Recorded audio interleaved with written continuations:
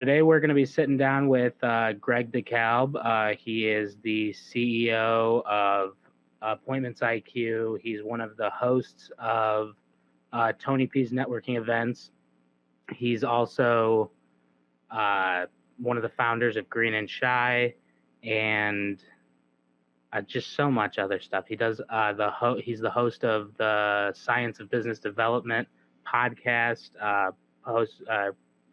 And it's another human just way above our league. Yeah, he's just killing it. When you have a business that has IQ in the business name, like, we shouldn't be allowed to talk to you. But he's one of the nicest guys I've ever met. He's such a very humble and cool guy to talk to. So smart when it comes to the business side of things. And we talked to Tony P, his partner in crime. Right. I was just thinking that. Like in the midst of the pandemic, like when everything was at the height of. That was episode 2? It was like episode 2 of our, yeah. Wow, we've grown so much. It's been a while. So we talked to him then. We figured it'd be good now that things are starting to open back up and they're doing events. We figured it'd be great to have Greg on. Do you think Greg's offended that we didn't interview him first? I guess we'll ask him. Yeah, we'll ask him when he comes on. I'm excited to talk to him. I always get to see him at the networking events, but just in passing. So it's real nice to, block out some time to just get to talk to Greg for a little bit. So this will be fun. Stay tuned, and he's coming up right now.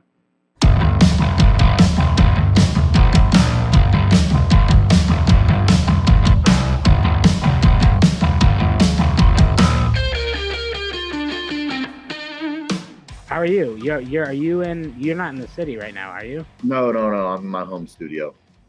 Gotcha. Yeah. Yeah, man.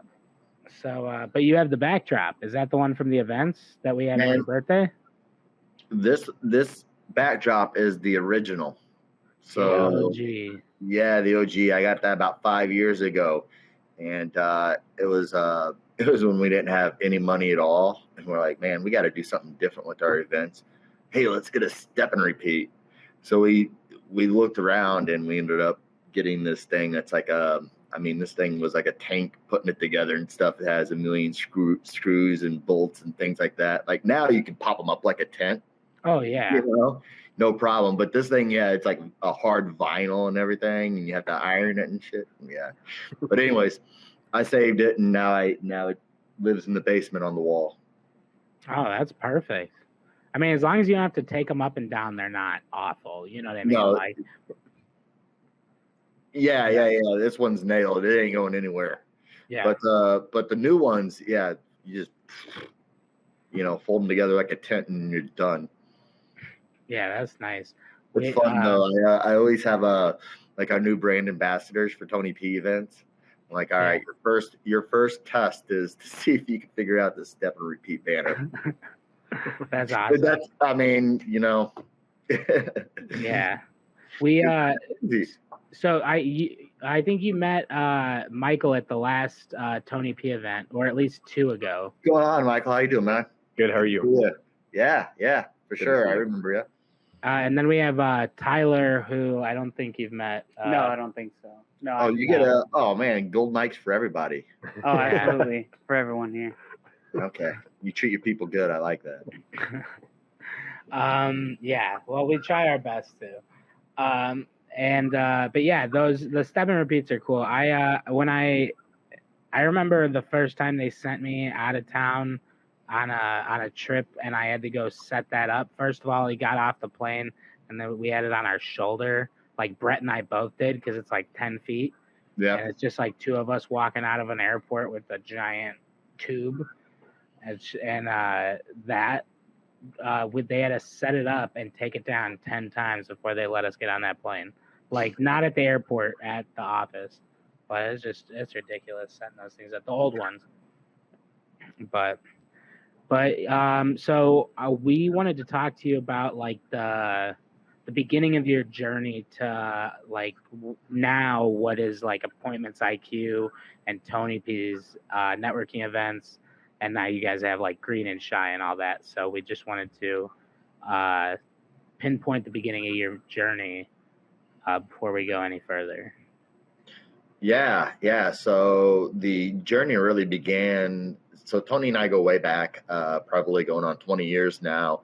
And the journey began when I was working as a head of sales for a couple startup companies and created a business development model, lead generation model.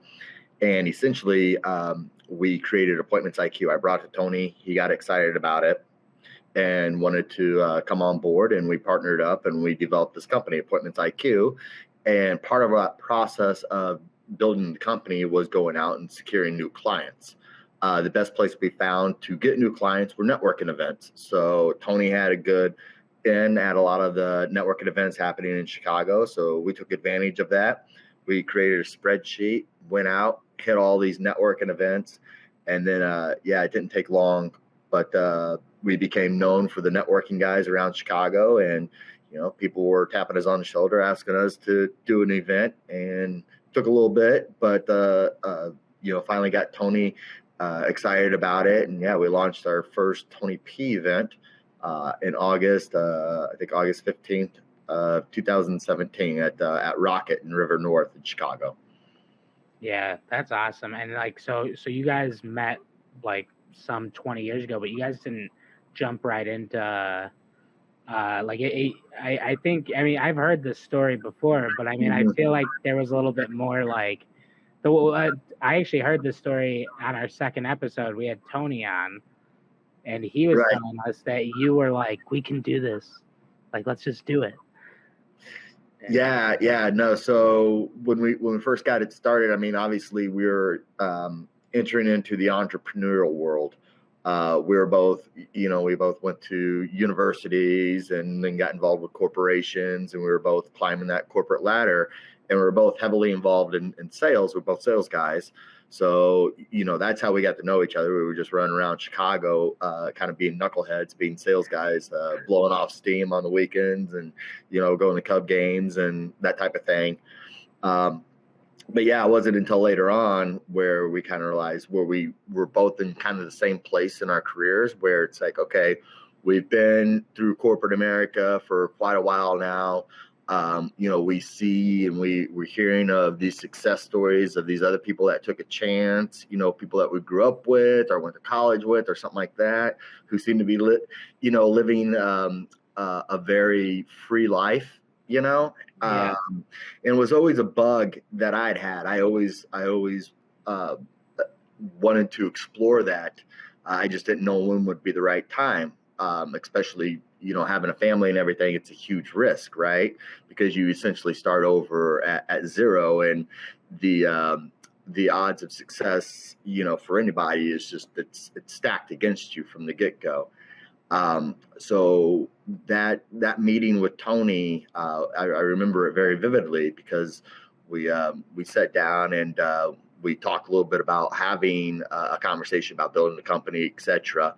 And I was real excited about sharing this business development lead generation idea, Appointments IQ, with him. And we met at Kincaid's, which is, a popular spot in Lincoln Park. And we sat down, and sure enough, we pulled out a paper napkin. I started scribbling down, some ideas.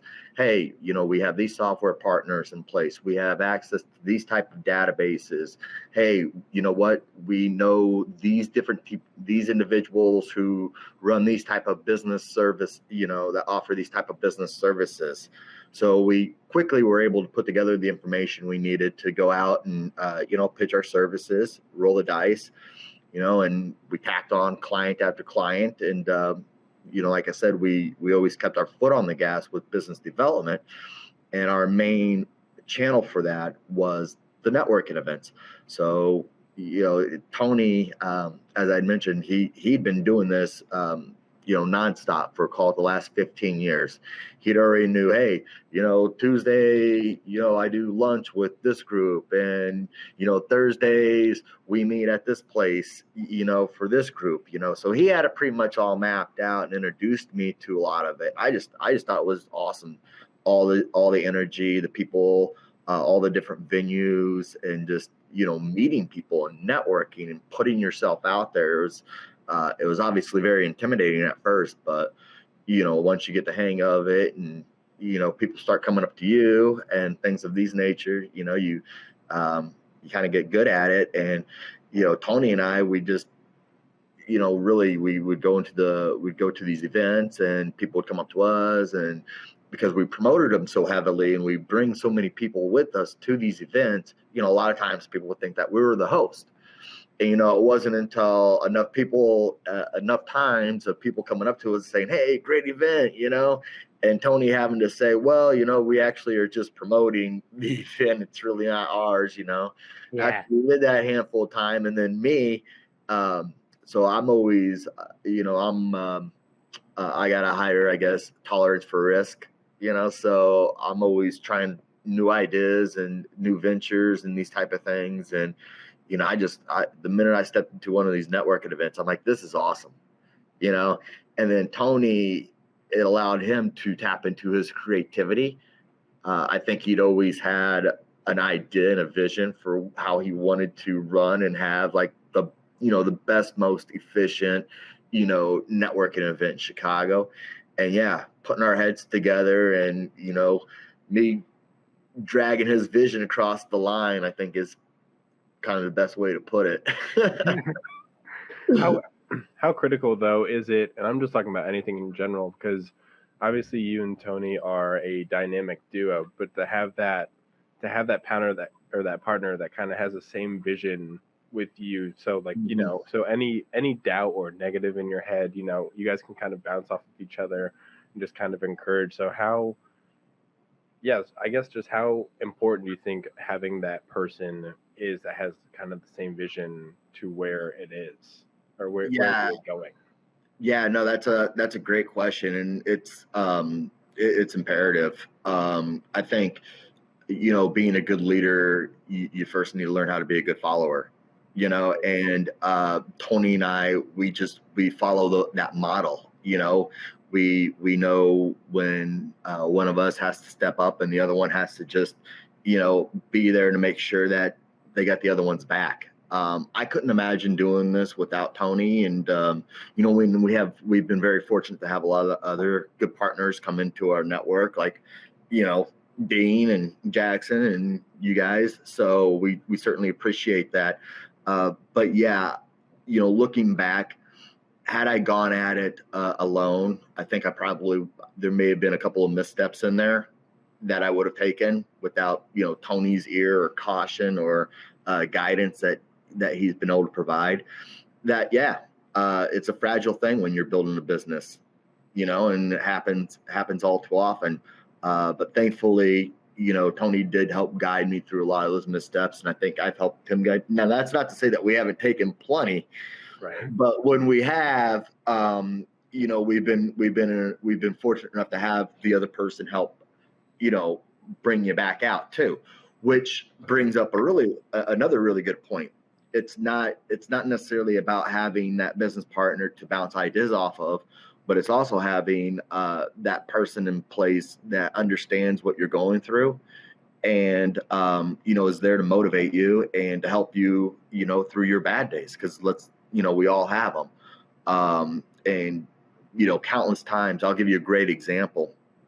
As we were going through the pandemic, Tony and I were sitting there in here, we're sitting here canceling events that we'd been planning for months. We had a fashion show that was in the works. We had, this massive cannabis panel discussion where we were bringing in ex-NFL players and things like that. Wow. So we were in the middle of planning these awesome events that we worked really hard to put ourselves in a position to even produce. It takes a lot of connections, et cetera, to get one of these things off the ground. But at any rate, when that hit us and we had our hardest days, we're sitting there canceling these events and calling these venues, and the venues didn't know what was going on and what have you. And Tony and I just both kind of looking at each other and saying, hey, look, man, we don't know what's going to happen, but we do know one thing. Let's practice what we preach. We always say that, 90% of what happens is how you react to things. I don't know the precise quote there, but at any rate, we figured it out, and we were just like, look, man, we have, we have control over our attitude towards this whole scenario, and we're getting hit really, really hard, and we're having to cancel things, which, a magnificent event you've always wanted to create, now you're actually having to cancel it. I mean, it was just like the worst. Right. And we barreled through it, and we just made a promise to each other that we weren't going to let it, get us down or what have you. And every day, we kind of made it a game where one of us would call the other one by like 7:00 in the morning. Hey, how's it going? What's up? Hey, got 5 minutes. Let's, what do you got going on for a day? Okay, cool. You're going to make sure you go get your workout on.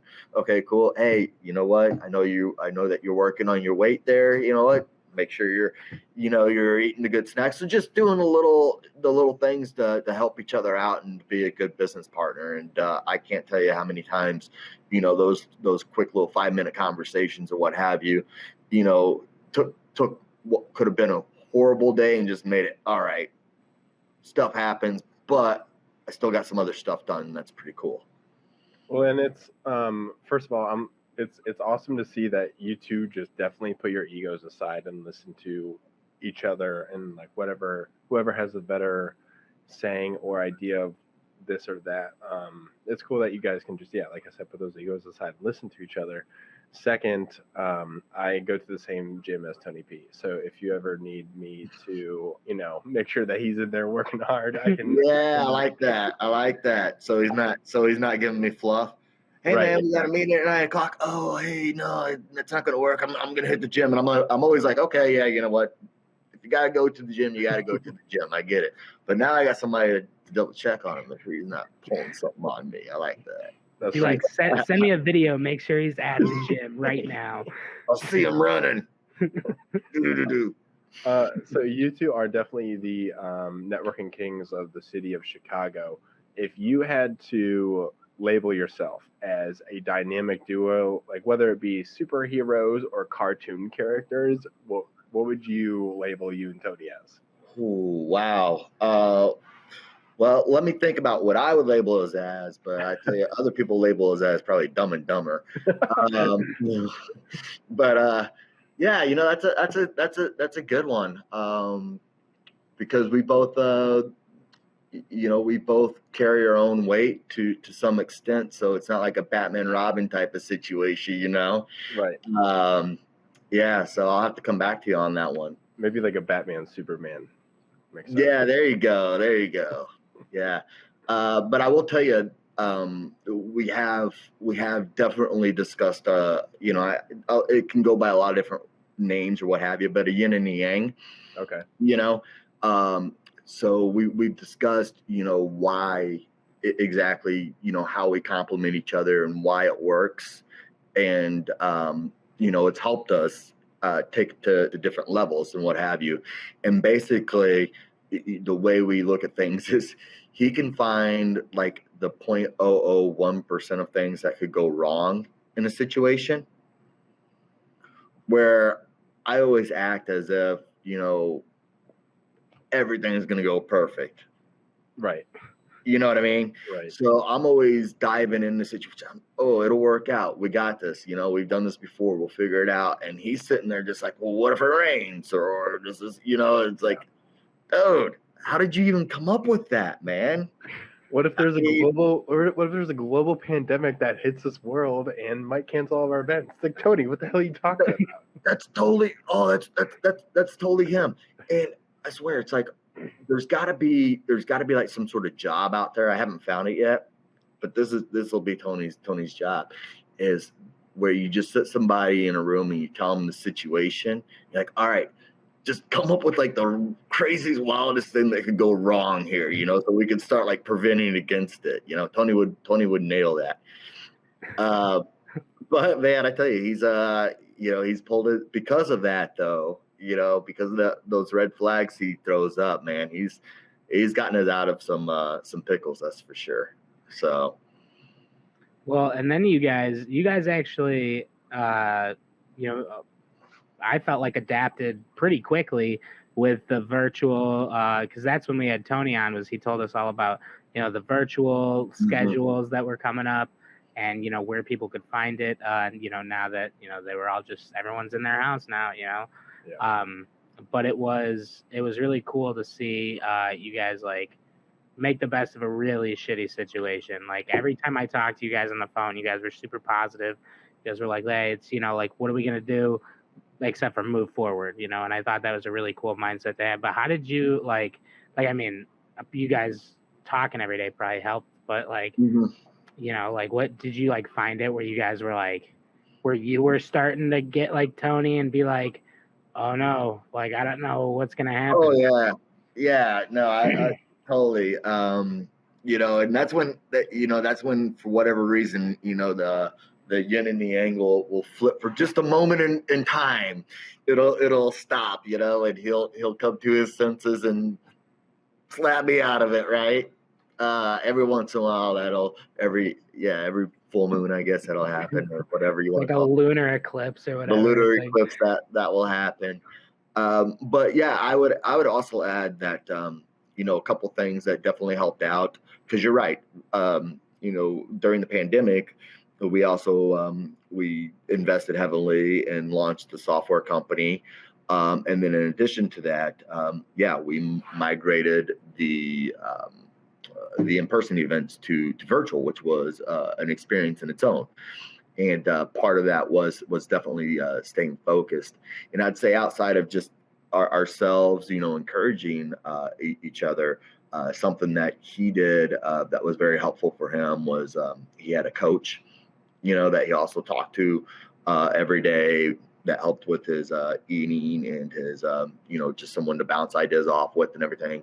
And then me personally, I always advocate running to anybody that can do it. I mean, if you can get out there and run, some people do yoga or what have you, but that's something I do that helps me, stay focused, realize, okay, it's never as bad as it seems.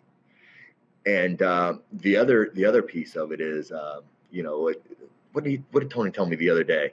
I was sweating about something, speaking of one of those examples, we had one the other day, okay? But yeah, I was thinking about something, and I was building a mountain in my mind. Okay, how are we going to do this? It's unsurmountable or whatnot. And Tony, he's wise. He came up with this one liner with me. He's like, Greg, like, how do you eat an elephant? I said, how do you eat an elephant? Tony, I'm trying to look at this mountain, man. What are you talking about elephants for? It's like, how do you eat an elephant? It's like, I don't know, man. One bite at a time, dude. Just one bite at a time. That's how you eat an elephant. So that was his advice to me, right? And I'm like, it took me a second. And I'm like, okay, that's kind of like the, if you're looking at doing a marathon, you got to take that first step type of thing, right? Yeah. That's what you do, Hey, and no matter what, if you start taking that first step or taking that first bite of the elephant, and that's what it just makes it funny, it brings a smile. It's like now you're thinking about biting an elephant. But at any rate, if you do that, it's like you take a couple of bites, and next thing you know, well, it's just not as big. Yeah. And your focus narrows a little bit, and you start seeing the end a little bit, So that's something so that was an example. It's like, all right, so yeah, take one bite at a time. There you go. Greg, are you a sports fan? Me? Oh yeah. So, okay, so how like every now and then they'll have like build the perfect quarterback. So it'll be like Aaron Rodgers' arm, Michael Vick's legs, or whatever, and like Joe Montana's brain, something like that. If you had to build the perfect marketing event, what would it consist of? The perfect marketing event. You mean networking event? Or I'm sorry, networking event. Yeah, the perfect networking event. Oh man, this one probably get me in a little bit of trouble, but I'd probably have to say like it would be the WIP rooftop. Ooh. It'd be Carnival's food. Ooh, oh yeah. That's some good stuff, man. It'd have to be the liveliness of Bounce, like the atmosphere. Oh yeah, that's a good place. Okay. Tom always gets it bumping there. Oh my gosh, liquor sponsors, man. I'd have to, we got some good things going on with some new Templeton Rye, and but Grey Goose was always they've come through it for us for all the years, and they always bring some entertainment and pour some good ones. Let's see here. As far as guests are concerned, entertainers, we definitely like the energy. So I would say one of the best themes we ever had, and we're actually trying to put this onto the calendar for fall, would be our fashion theme. Ooh. So yeah, we've had a few events now where we've had a fashionista, if you will, a designer come in, and then they would have their models showcase their designs and their clothes. So obviously that creates some entertainment, lots of cameras and action, that type of thing. So maybe that type of a theme, I don't know. Did that answer your question? Yes. No, that was great. That was awesome. Have y'all ever thought about doing like for everybody that comes, like a 90s dress theme, so everybody would dress in 90s clothes? That is so cool. I definitely think that the audience is there. I think it would have to fall under, maybe not our networking brand, but what we're doing as we build the community. We're definitely looking at the different subgroups of people. So, for example, we have a cannabis-focused event at the end of the month, okay, right? And then, we've done real estate events in the past. So I think for this, it'd be more of a social, right? And to make it a little bit more interactive, which is pretty interesting that you bring that up, because we have partners that are exploring different type of models like that. And I'll give you an example. They have a picnic at the beer the beercade, I think it's called. So at any rate, and what they're trying to do is take this network of people, obviously put them into a social environment, et cetera, create talking points, whether it be 90s, 80s, whatnot. This stuff, it helps bring out your personality.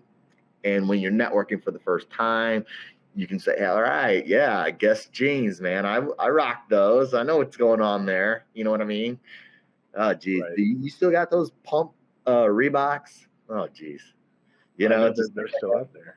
Yeah. So, I mean, stuff like that, definitely are good indicators of, the type of person you are and what have you. But I think it's, definitely fit for a social environment.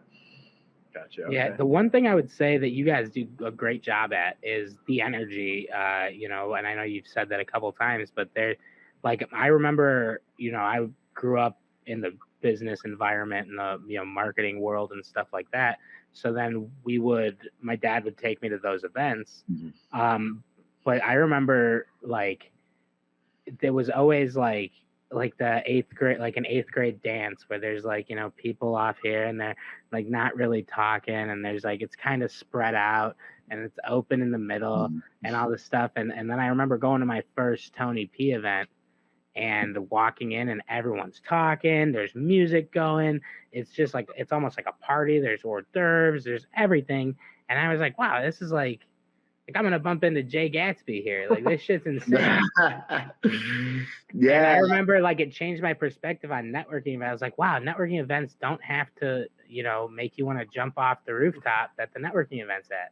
It's sometimes they're good. They're awesome. And it's always I always have great luck at Tony P events. Shameless plug. No, that's great. Thanks for that feedback. And yeah, it's obviously that's by design. And I think that was one of the real hesitations Tony had whenever we first got going, or before we even started. He's like, okay, what if I do this event and it sucks? Because he'd already built himself a good reputation. He was going to all the events, everybody knew him and all these different things. So what happens, and I'm just putting myself in his shoes, right? Like me, all right, it sucks, okay. Greg tried something else, because that's what Greg does, right? But for Tony, Tony P, since it's his name and his brand, it's if it sucks, all right, well, hey, Tony kind of sucks, not Greg. Greg's already gone to the next thing. So to that point, I realized why it probably took me so long to get him across the goal line, but it was a lot of assurances too that helped us get there. So, for example, at the time, I had developed a new business partner with Beth Peterson, who wrote the Tailgate Cookbook. Great personality here in Chicago, awesome person. And we were working on some projects around that. And we were also working on getting her going with a new marketing company, Yummy Network at the time as well, which involved, tastings and these type of things for alcohol companies. Well, so we put all this together quickly and we said, hey, Beth, how about you come on site to our first Tony P event, and while we get a mixologist, interview them on site and have them make up these awesome cocktails for everybody. So it's a talking point. It's in the middle of the room. It brings everybody together, Yeah. And we added that element, right? And then we started thinking more about more elements. We had one group that was going to be a sponsor. Say, hey, you know what? This is our first event. Can you do something out of box? They brought a a cotton candy machine. Oh. We had a florist come, and they decorated the room with flowers. So I was like, Tony, what else can I do to make sure this doesn't suck, man? So at any rate, we kept on. We just added on these different things, and I think what we ran into a point where obviously we hadn't made any money yet. It's a new venture. And obviously we're hiring people, we're paying this rent, we're paying this. And, when you're starting off, money's tight.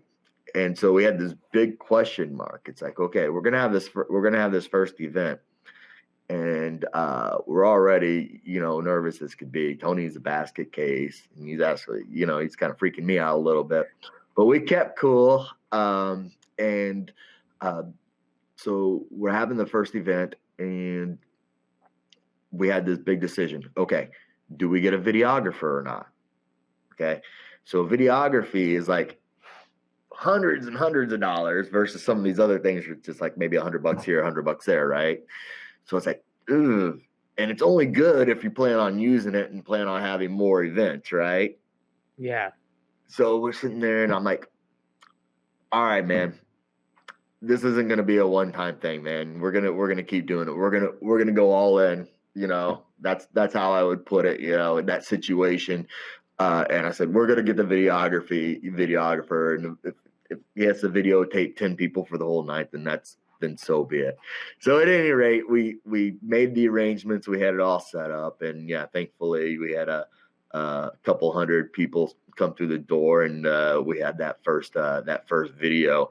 And because of that risk, and then being able to go and post that video, and it brought everybody to the network. People took us seriously. People were excited about it. People started offering ideas. Sponsors started coming to us. Liquor companies wanted to work with us. Venues wanted to work with us. And it really was just because we took the risk on that big investment of the videographer, out of the gate. And that helped us. The next time we went and talked to a venue at Apogee, right? We're like, hey, Apogee's like, well, who are you guys? You're like, the first time we tried to talk to them. Then we got this video. Well, hey, no, this is us. Oh, that's pretty cool. All right. So, and on it went. And so it helped us. It was kind of a snowball effect, right? But we had to build that first, thing for things to cling on to. So for ideas for your events, do you guys have like a creative team, or is it literally just you and Tony P banging heads together and figuring stuff out? It's Tony and I banging heads together, figuring stuff out. Obviously we're always open to ideas. And when people come up with cool ideas or whatnot, we'll incorporate it into something. It's more than just being able to say, hey, I want to have this type of event for this type of person or what have you. Because the first event for say an industry or a group of people, you'll be lucky to break even. Very lucky if you break even, right? So it's pretty much an investment at that point on your behalf, right? So you have to look at the longevity of that theme or that group of people or that industry to see if it could, keep an event going, right? Gotcha. Okay. So yeah, we take a lot of that into consideration. But as far as like getting creative, we feel like we have enough base themes. So like your regular business networking, your cannabis, your real estate. We got wine and chai. So we feel like if there's a really good theme out there that's relevant, we can incorporate it into one of those 4 brands. But if it's out of this world, I mean, yeah, by all means. For example, some other events that we're thinking about doing it, more of a social oriented event, maybe on a Friday, Saturday night. Maybe we're working with some clubs and maybe we're getting, we're selling some table services and everybody's getting a good deal on that, type of thing. So, yeah, we're open to ideas and we like to put things together, and bring things to life. So, all right, I got 2 ideas for you. Get me. At the top of my head. Yeah. So you could do you could like a 30 and younger young entrepreneur networking event. There you go. Okay, I like that. And then also, so there's like speed dating. So you could have, so this would probably be like a big scenario, a big event where people will come up to us. I'm just saying us, Jackson and I. So Jackson and I could be hosting it and they have 30 seconds. So we interview them for like 30 seconds and it's like recorded or whatever. And it's on the intercom. They say who they are, what they do and all that. And then we kick them off and then it's just like next person up. So is that 2 different events? It could be. I mean, you could mesh them together. You could mesh them together. Well, so I love the young entrepreneurs. So idea. So what I would ask, is say, okay, with your young entrepreneurs, do you prefer to be around other young people? Is there a reason for that? I would say so, yeah, because we're always looking for people around our, I guess, type of field. It's like, oh, like maybe we can network with them or mesh with them, or like if someone else has like they're creating content or they have a podcast, it's like, hey, we could have them on, and then vice versa, stuff like that. Yeah, no, I see what you're saying. Yeah, no, absolutely. So, a young entrepreneur, so people that are like going and experiencing a lot of the same things and could potentially partner maybe on more of a barter level type of scenario. Yeah, I can see that happening. And then as far as like the speed dating thing, I mean, that's really awesome because you guys could set up a table, and we've done this before at events. We did it at one of our cannabis events where the Red Ivy team came in and the Face of Chicago Business came in and they did interviews and they interviewed a lot of the guests, a lot of the like the speakers. We had a couple of speakers that night. We had some good sponsors. So they interviewed more the higher echelon, I guess, guest, if you will. Okay. So but for example, for you guys' show, if you guys wanted to do like a little bit of a speed dating scenario, my suggestion would be, yeah, let's figure out an event where you guys can come set up at Tony P's event. And you know what? We'll pick out maybe, 6, 7 people, however many 30-second shots that you want to do. And we'll run them by you. You guys can get a bunch of clips and that type of thing. So we're always happy to help promote. Reminds me of one of my business partners that I've worked on called The Big Banter. It was a project about 3 or 4 years ago. It was a business variety show. And one of the things that we did to promote it was we set up a podcast at the event. And yeah, we had like 10 people come through and the host interviewed them and did little snippets and said, okay, this is what you can expect at our big live extravaganza, if you will. Yeah, that sounds awesome. Who was hosting that? That sounds familiar. If you can say, if you can't, we'll edit this part out. Oh no, it was JD Gershman. Yeah, that's what I thought. Okay, because I was like, why is that? I'm almost positive. Yeah. Yeah, JD was cool. We did a couple things with him on their stuff. Well, it was called Big Banter. So did you name it after Jackson on purpose? Yeah, no, that was a fun one. We had an idea for a business variety show and went back and forth on what to call it. We wanted to keep it, fun and entertaining and light, but we wanted to definitely get some good, strong business acumen there, and some good nuggets for the audience to take away, etc. So we're doing that through skit comedy and music and a whole variety of things. Yeah, we produced a show at the Hard Rock Cafe. Yeah. But now you have a podcast, right? Yeah, I do. So I'm on the Face of Chicago Business with Tony Arce. So his organization, his group, just phenomenal. What he's done. He's got this really cool concept where he turned his whole house into a studio, which is pretty cool because every time you go in there, you feel like you're on the 70th floor of a building in Chicago or something like that, with it's all Art Deco and everything.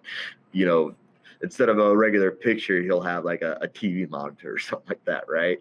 So, but at any rate, yeah, I've been working with him, over the years, and throughout the pandemic, we decided to take a step back and really start creating some content. I knew this was something that I needed to do, and there was no better time to do it. So it was time for me to take a look at a lot of the things that I'd learned over the years, and all the pros, cons, good, bad, ugly, if you will, and then reach out to some individuals that could help explore these challenges that other people might be facing, right? So we dug into it. We titled the show "The Science of Business Development." So it's long form content where we're really digging into specific types of sales activities.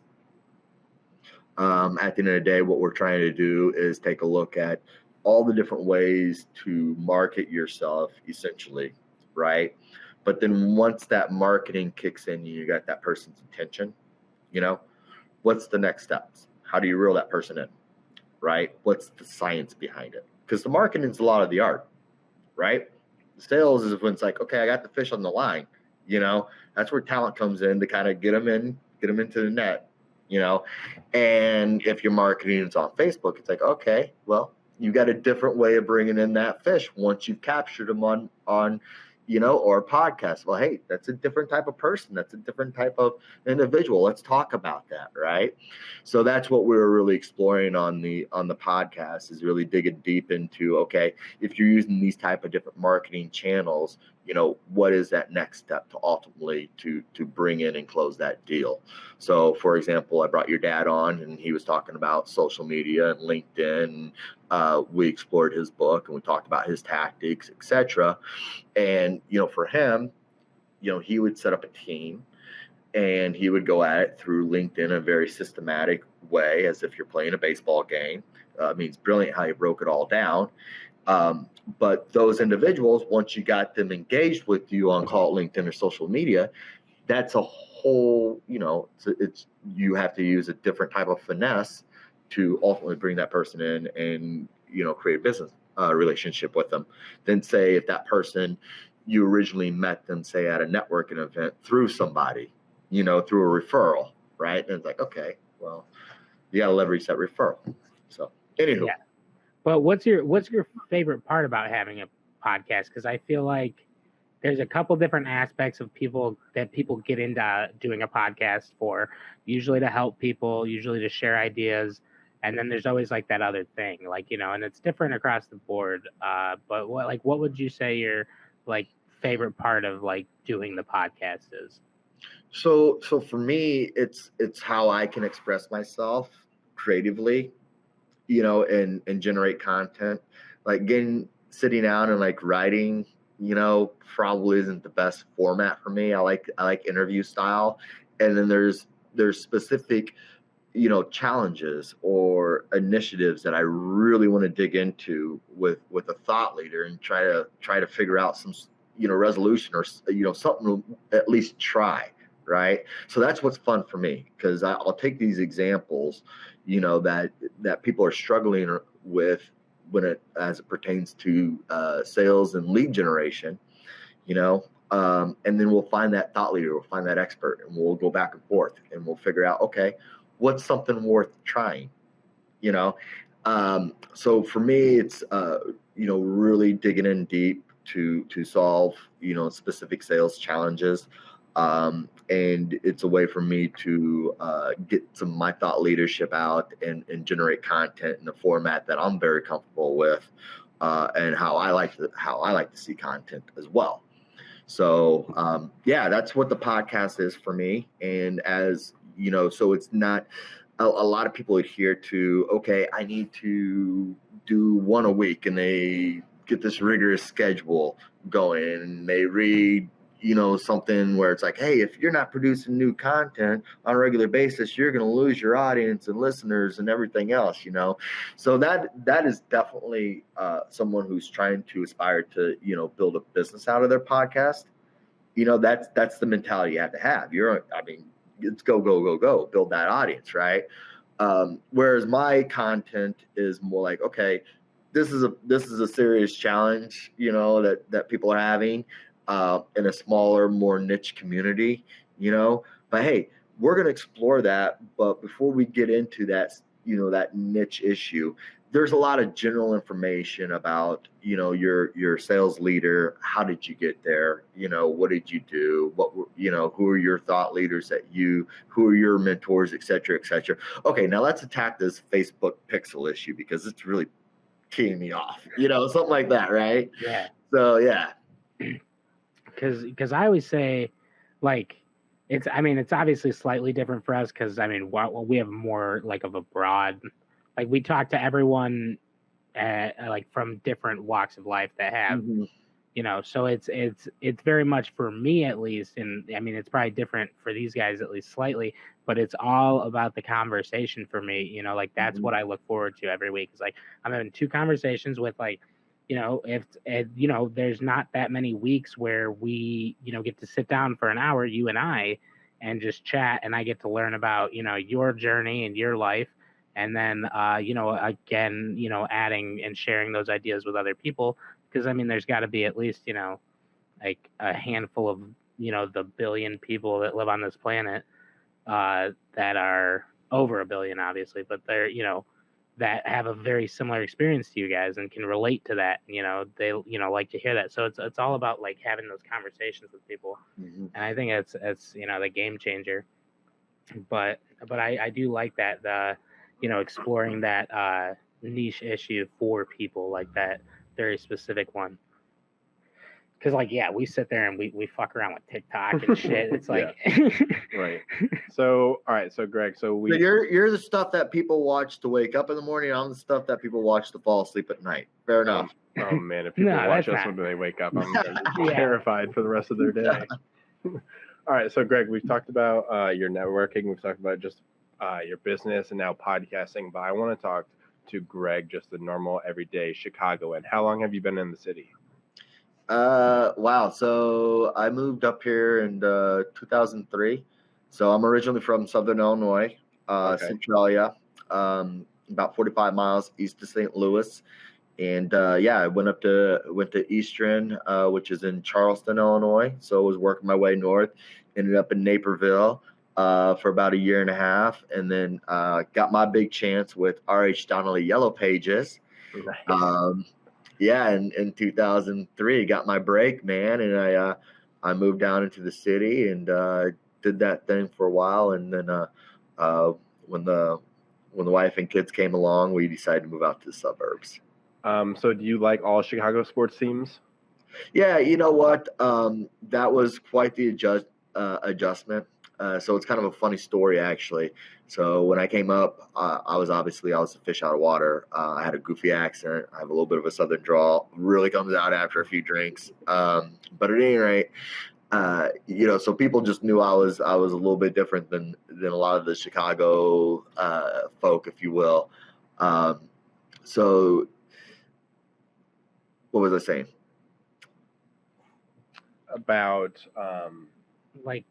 liking all Chicago sports teams. yeah, all Chicago sports teams. So yeah, sorry about that. So at any rate, so I was already fish out of water, right? So I wanted to get along, and I started going to the Cubs games with people, and it was awesome, a great experience. And the Cubs sucked me in. It was like that 2004, 2005 year, and what have you.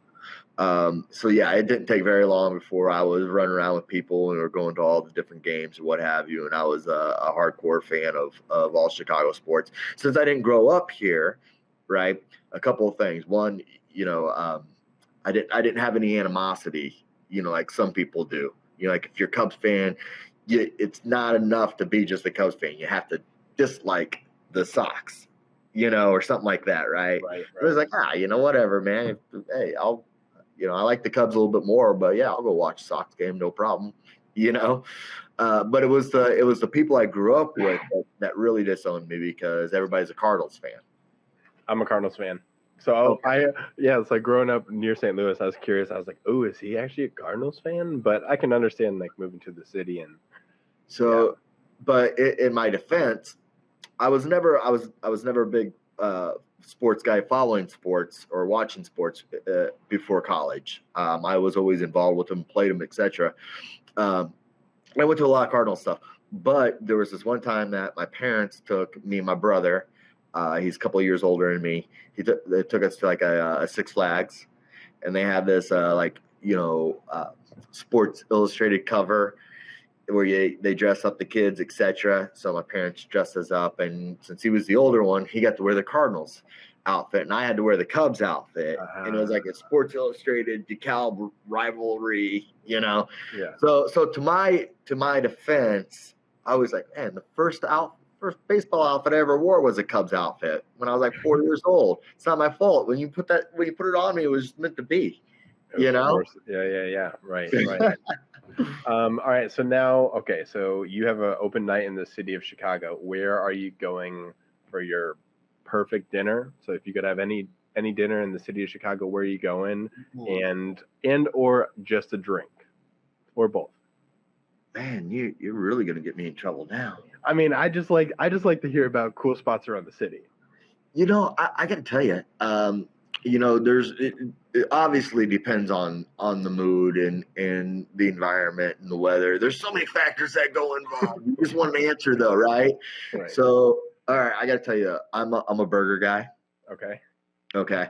So, and right now, that burger at Bounce is pretty stellar, So that's a good place. And then if you're looking for a little bit more upscale, these type of things, I'm really big into things that have been around for a while, right? The people that are part of the city culture and everything. And there's a lot of really awesome, flashy new places and what have you. But I'm also a steak guy, right? And if I'm gonna go and I'm gonna go have a steak, yeah, I'm going to Kinsey Chop House. Ooh, okay. See, I've never been there, and I could eat steak and potatoes every meal. So okay, so I mean, they're they're the original, man. They're right there behind the Merchandise Mart, right off of Wells. The GM over there, Chris, he's awesome. I mean, he's gonna remember you. He's gonna come up to your table. He's gonna really take his time if you're trying to pair a wine with one of their dishes. We've had a couple events there, so I am a little bit biased, and I've had some good times over there. But yeah, that's where I'm heading. Gotcha. Okay, Kinsey Chop House. I'm jotting that But down. now, like, you just got you're like in the city, and you just want to grab like a quick drink. Just a quick drink. Where's your go-to? Like one of your favorite places to just grab a drink. Something, like something cool to maybe catch a little bit of a view, maybe get a little bit of scenery going. I tell you, the I.O. Godfrey is really, really pretty awesome. Because you can go up there just about any time. It's great hospitality. It's always a very affluent group there. So yeah, food and drinks are always outstanding, but the view, is pretty awesome. It's one of the most welcoming rooftops in Chicago. So, and it's cool how it sits back off of the city, so you can get a great view of the skyline, and it's you can go up there anytime, just about. Oh yeah. What is your drink of choice? Oh wow, drink of choice. So yeah, I'm a beer brewer. So No way. Okay. yeah. So I You're our go. second beer brewer we've had on, by the way. Is that right? Yeah. Okay. Yeah, and that's another way of expressing creativity for myself, is by going in there, because once you do enough batches, it's kind of hard to screw it up. Okay. Someone always ends up drinking it, but yeah, it definitely depends on the season, but I would say, overall, I'm a double IPA guy. Oh, okay. Double Yeah, IPA. Oh yeah, get it bitter, get it up to about 8.5%. Oh my god. Oh yeah, have like 2 or 3 different types of hops in there. Oh yeah. See, I can't do too many hops. I stick to, if I'm gonna drink a beer, it's a light beer. Yeah. It's all good. Explore the wits. Because here's something people don't realize, is that beer is a much more complex than wine. I know I'm gonna get shot now for saying that. Just by your wine and shy people. I know. Well, see, wine. Oh, you talk about marketing. Oh my God, wine has fooled everybody all these years, thinking, okay, pair the wine with the food, and they just dominated that, because the wine's supposed to be so complex or what have you, right? And then you come to find out, like, they had this whole beer revolution, and next thing you know, it's like, wait a second here, there's like a million different types of ways to design like one style of beer. It's like with wine, it's like, okay, got grape, got this. No, I know it's a lot more complex, and I'm probably just giving them a hard time because I don't make wine. Otherwise, I'd be all about that. But no, the beer, try out some of the wits and some of the fruity notes or the nut notes or something like that. It's yeah. I like the citrus ones. I can get into like a citrus, like I like Son of Juice, because they made that one less hoppy. Okay. Yep. But it's something about and I think what really turned me off, because I've tried IPAs and stuff that I was like expecting it to taste like a bottle of cologne, and it didn't. Where it's got that super bitter, and you're like, I just felt like Elf walking through that section of the mall. But it was because I grew up in Indiana, and there was yeah, Three Floyds, Three Floyds, and Three Floyds. They're one of the originals, man. But they're all like Alpha King, and but when you look at like Zombie Dust, like that one, it just tastes so bitter because of all the hops. I can't drink it. And my uncle would just like down cases of it. Which, first of all, that's like an 8% beer, which is insane that he'd just like sit and drink like 5 or 6 of them a night. But it was I can do like the bourbon ale beers and things like that, but they continue to experiment with like you were just saying, like they're fermenting the beers, or they've been doing it for a while, like wine and whiskey barrels and things like that to pick up those notes and things. But it definitely is. It's a journey, But you see, now you go from like the Bud Lights or the Miller Lights or whatever, you start getting into like the Blue Moons and some of the wits and some of the wheats and things like that, because you like that sweetness or what have you. But that's when they start sneaking in those hops, and then it's like, wait a second here, I want to get some of that bitterness. Where does that come from? Oh, I need to get to the pale ales. Yeah, because I like Blue Moon. I love Blue Moon, but I like anything orange. That's why I like Son of Juice. Like it's kind of like coffee, right? Yeah. Like some people, they'll spend 5 minutes waiting for their coffee drink, at Starbucks or whatever, because it has the right amount of sugar, milk, and caramel and everything else in it. And I'm like, No, I'm drinking this. I want to taste the bean. You know what I mean? Yeah. Milk. What the hell? I don't know where that milk came from. I want the bean. Yeah.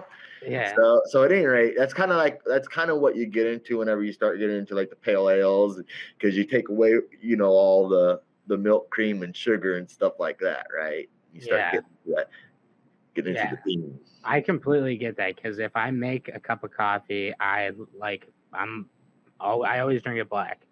But if I go somewhere to get a cup of coffee, I'm like, it's kind of stupid to pay $6 for just a black coffee. So, but I refuse to watch some work. Right? Yeah. Put in some elbow grease and get me my coffee. No, it's because like I don't want to, like, I won't even put like the flavored cream or anything like that, because I always taste it. I'm like, nah, this tastes like shit. Like, I did it wrong. I don't know how I did it wrong, but I will pay for someone to do it. Right? Yeah, they're like down to a science. But yeah. All right, Greg, I have one more question to get you in trouble. Oh yeah. Hit me. What's the most overrated tourist attraction in the city of Chicago? Overrated tourist attraction. Like, like when those people come into the city and yeah. Oh, I know exactly what you're talking about. And you're just like, oh. I mean, come on, you got to go with like those double buses, man. I don't ever see anybody doing those things. I see promoted all over the place. It's like the one tourist thing that I have not done yet. I've checked out everything. I've never done it either. Yeah. But that's like the one thing that you see all over the place. But like, I can't say that I've ever done it, So something's not working. And I'm pretty, I'm an adventurous guy. I want to do all the different touristy stuff in my city, Right. But they haven't got me yet. So they're missing something. Have you done that? No, but I would be down to do one of those, because I do like the like if it was like a historical tour, or they have some of those ghost tour ones that look pretty cool. Like, if I was answering that question though, I was like, you said, what's the most overrated tourist attraction in the city of Chicago?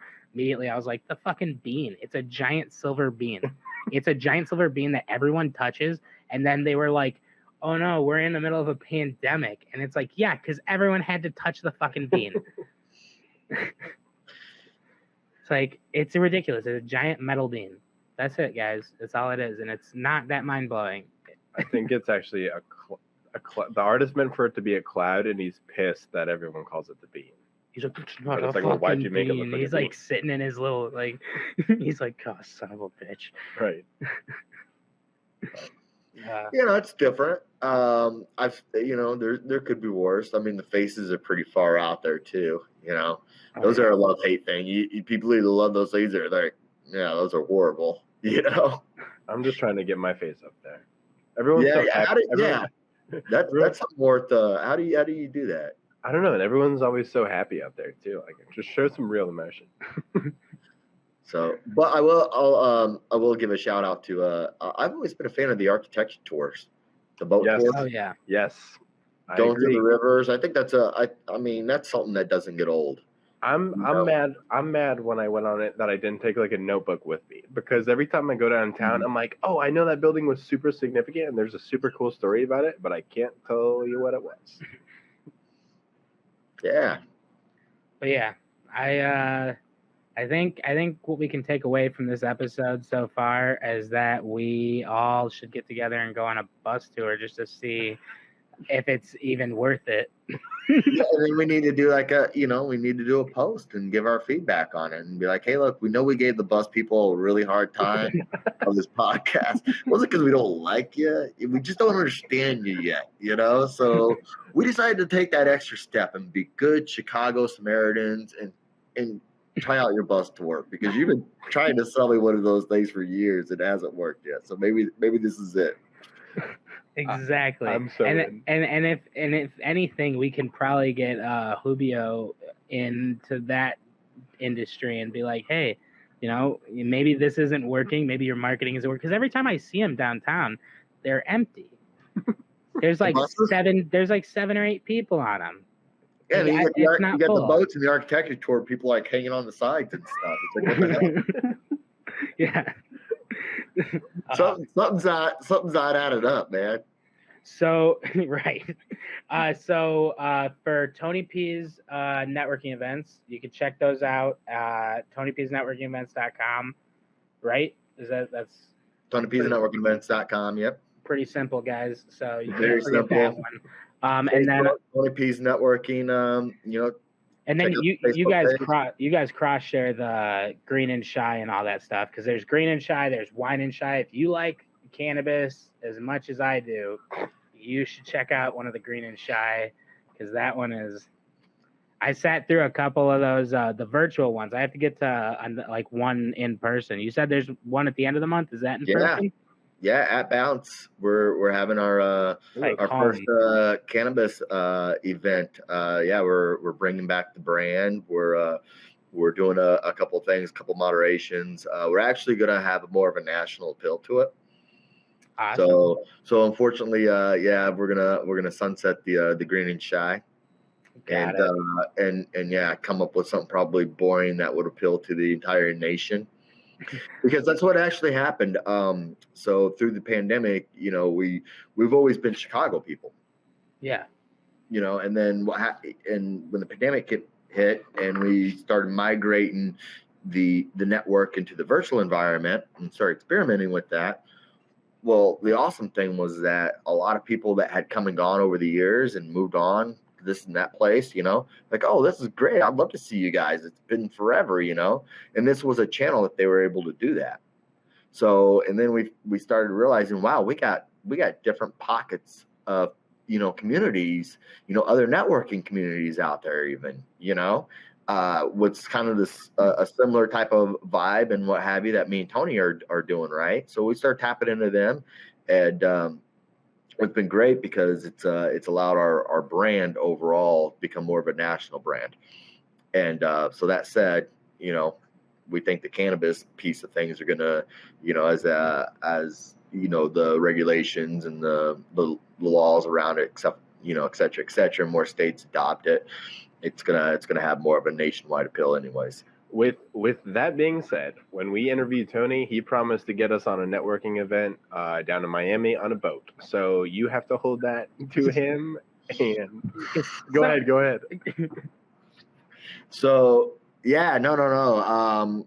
It's funny you say that, because I was looking at one of my buddies who's down in Fort Lauderdale, and he's involved in the yacht industry, and we've had conversations with them before, and yeah, it's there. It's for the taking. We could have a Tony P event on a yacht out of Fort Lauderdale or Miami, no question.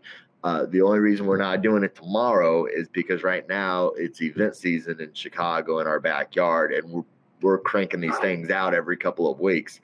Now, come November or something like that, when we get out of hurricane season and that type of thing, heck yeah, we're all gonna go and probably give ourselves a good couple of months, so a lot of the network in Chicago, they can figure out travel arrangements and things like that. Because I think this group will travel. We had quite a few people go down to Houston with us. So, I mean, if there was an opportunity and it was like, hey, let's go to Florida and get on a yacht and network, I mean, who in the hell would say no to that? That's right. So yeah, I think we could. We definitely got the connections down there to do it, and right now it really is. It's just about bandwidth and trying to crank out a lot of good events in Chicago while we still have this weather, because we know how Chicago is. We